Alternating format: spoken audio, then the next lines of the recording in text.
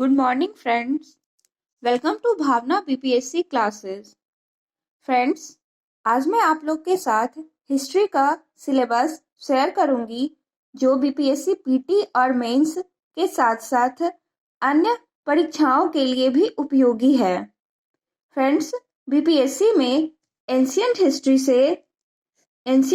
से 8 questions, medieval history से 7 questions और मॉडर्न हिस्ट्री से लगभग 15 क्वेश्चंस पूछे जाते हैं।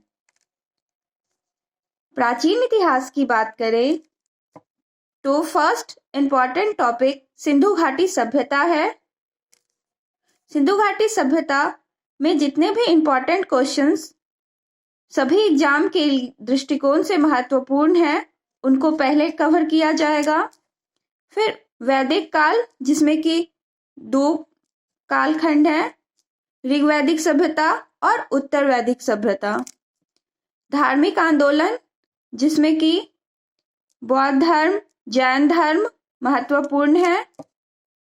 महाजनपद काल, जिसमें 16 महाजनपद को पढ़ेंगे विस्तार पूर्वक। मगध का उत्कर्ष, जिसके अंतर्गत हर्यक वंश, शिशुनाग वंश, नंद वंश की विस्तृत चर्चा होगी। मौर्य वंश, शुंग वंश, सातवाहन वंश, फिर कुषाण वंश, गुप्त वंश, जिसे कि भारतीय इतिहास का स्वर्ण काल भी कहते हैं। फिर वर्धन वंश, राजपूतों का उत्कर्ष और उनका किस तरह उन्होंने मुगलों के साथ संघर्ष किया था वो हम मेडिवियल में पढ़ेंगे, लेकिन राजपूत का जो हमारे इतिहास में योगदान है उसे इस प्राचीन काल के इतिहास में पढ़ेंगे।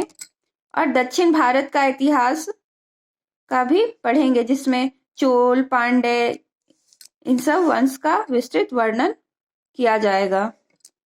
तो फ्रेंड्स, यदि मध्यकालीन इतिहास की बात करें तो इसमें सल्तनत काल से पहले अरब इन्वेजन भी पढ़ेंगे।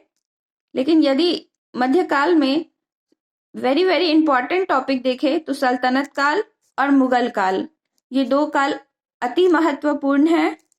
तो इसमें भी गुलाम वंश, जिसे कुतुबुद्दीन ऐबक को संस्थापक माना जाता है। उसके बाद खिलजी वंश, आप सभी को पता होगा अलाउद्दीन खिलजी वंश से थे। तुगलक वंश, मोहम्मद बिन तुगलक, फिरोज शाह तुगलक और अन्य भी शासक के बारे में पढ़ेंगे। सैयद वंश और लोदी वंश में सिकंदर लोदी अति महत्वपूर्ण है। मुगल काल की बात करें तो बाबर, हुमायूं, अकबर महान क्यों थे, जहांगीर, शाहजहां। उत्तरकालीन मुगल में फर्रुखशियार, जहांदर शाह को कवर करते हुए आगे के उत्तरकालीन मुगलों को देखेंगे और साथ में कैसे मॉडर्न इतिहास का स्टार्ट होता है उसे देखेंगे। मॉडर्न हिस्ट्री में यूरोपियन का आगमन से स्टार्ट करेंगे, जिसमें पुर्तगाली, डच, अंग्रेज के साथ साथ अन्य कंपनियां कैसे भारत में व्यापार के उद्देश्य से आई और यहाँ पर अंग्रेज जो थे वो अपना राजनीति में हस्तक्षेप करने लगे। फिर अंग्रेजों का भारत में विजय, प्रारंभ बिंदु पलासी और बक्सर के युद्ध के साथ साथ अन्य युद्ध भी पढ़ेंगे, जैसे Anglo Sikh war, Karnataka war, Anglo Maratha war और भी। फिर बंगाल का गवर्नर जनरल, भारतीय गवर्नर जनरल और वायसराय, ये किस किस समय में किस किस अधिनियम के बाद परिवर्तन आया उसे विस्तार पूर्वक देखेंगे। फिर 1857 का विद्रोह, जिसे प्रथम स्वतंत्रता संग्राम कहते हैं, उसके कारण, स्वरूप और परिणाम को देखेंगे। फिर 1885 का भारतीय राष्ट्रीय कांग्रेस, फ्रेंड्स यहाँ कांग्रेस होगा, कांग्रेस और उसके अधिवेशन, ठीक है, ये देखेंगे। फिर 1905 के बंगाल के विभाजन के बाद जो स्वदेशी आंदोलन हुआ उसे देखेंगे। फिर क्रांतिकारी चरण था, ठीक है।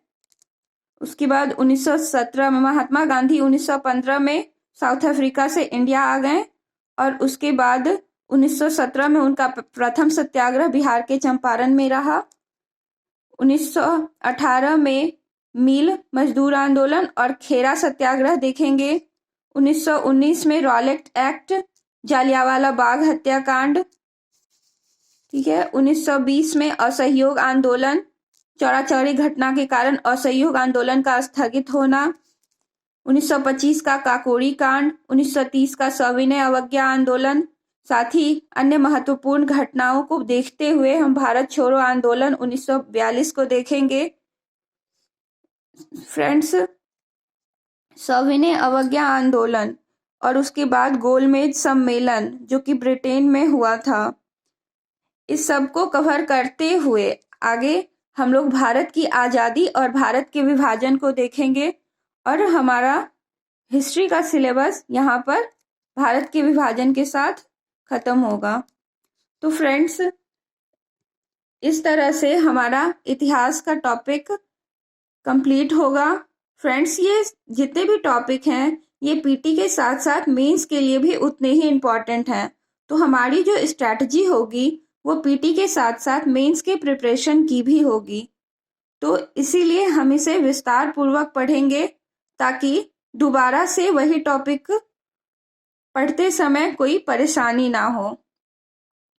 तो फ्रेंड्स, मेरा next video Indus valley civilisation यानी सिंधु घाटी सभ्यता पर आएगा।